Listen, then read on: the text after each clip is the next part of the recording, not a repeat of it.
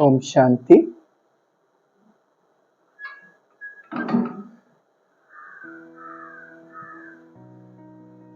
आज से हम सब एक बहुत बड़े प्रोजेक्ट को शुरू करने जा रहे हैं। ये अपने आप में एक बहुत बड़ा प्रोजेक्ट है और वो है अव्यक्त मुरली का रिवीजन। हम सबकी ट्रेनिंग हो रही थी और आप सबकी भी हुई होगी, हो सकता है उसमें आपके बड़ों ने आपको सजेशन दिया हो ये या ना दिया हो, पता नहीं। तो ये सजेशन दिया गया कि जितनी भी अव्यक्त मुरलीज हैं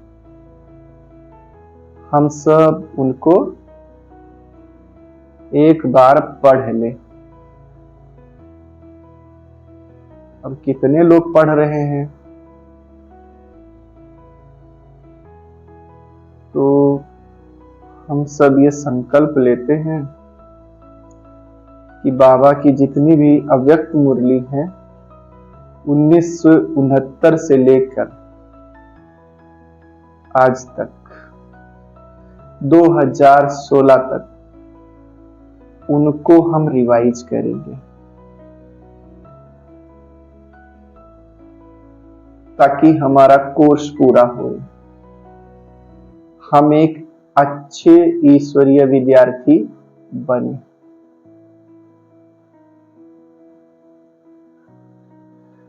उन्नीस से लेकर 2016 तक बाबा ने 1166 अव्यक्त मुरलियां चलाई हैं। कितनी चलाई हैं? 1166। ये पता होना चाहिए। 48 वर्षों में कितने वर्ष हुए? 48 वर्षों में 1166 मुरली। अगर हम सब एक अव्यक्त मुरली रोज पढ़े, कंटिन्यू, एक दिन भी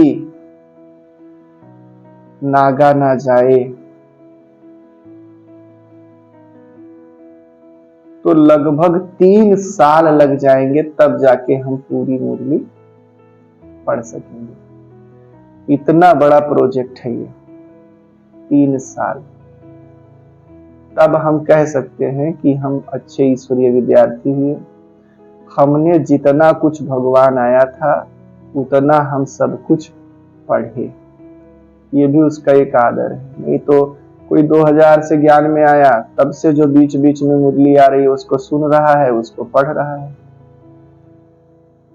ज्ञानी समझ रहा है अपने आप को। उससे पहले जो बाबा ने बहुत कुछ बताया, बीच बीच की मुरलियां रिवाइज होती हैं संडे संडे को, लेकिन अब वो कहाँ से रिवाइज हो रही है?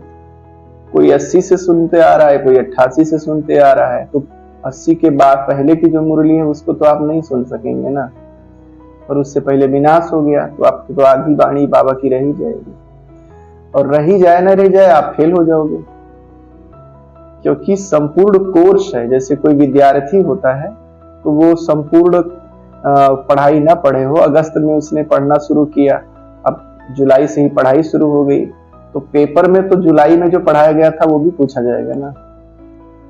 और भले अगस्त से पढ़ना शुरू किया है, भले वो सितंबर से शुरू किया है, अब चूंकि जुलाई वाला अगर वो नहीं पढ़ा है, उसने कवर नहीं किया है, तो फिर पेपर में आएगा और अब फिर वो नहीं उत्तर दे पाएगा उसका, तो उसको नंबर कम हो जाएगा। फेल नहीं होगा तो नंबर जरूर कम हो जाएगा। इसलिए अच्छा विद्यार्थी जो होता है वो टोटल सिलेबस पढ़ता है। तो एक संकल्प है कि हम सब भले शुरुआत अब से कर रहे हैं, लेकिन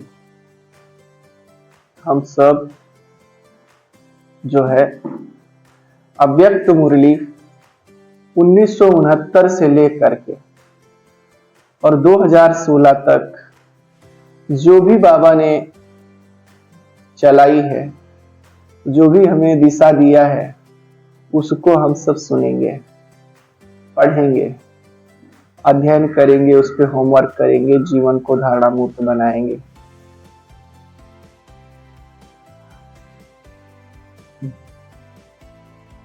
अव्यक्त मुरली की शुरुआत मैंने 2022 से ही की थी, जनवरी 2022। लेकिन उस समय हमने बाबा के शांति स्तंभ पे जो लिखे हुए महावाक्य थे उनका वर्णन किया, और शायद 7-8 मुरलियां हमने 1969 की चलाई, पढ़ी, और उसके बाद इतना बड़ा प्रोजेक्ट नहीं था, इतनी बड़ी कहीं से प्रेरणा नहीं मिली थी, तो फिर उसको बंद कर दिया गया। लेकिन अभी हम सब फिर वहीं से इसको स्टार्ट करते हैं।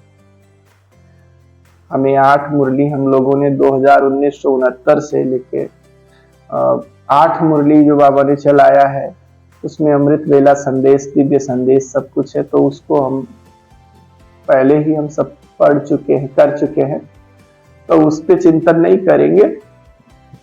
अभी जो है हम उसके बाद शिवरात्रि 15 फरवरी 1969 में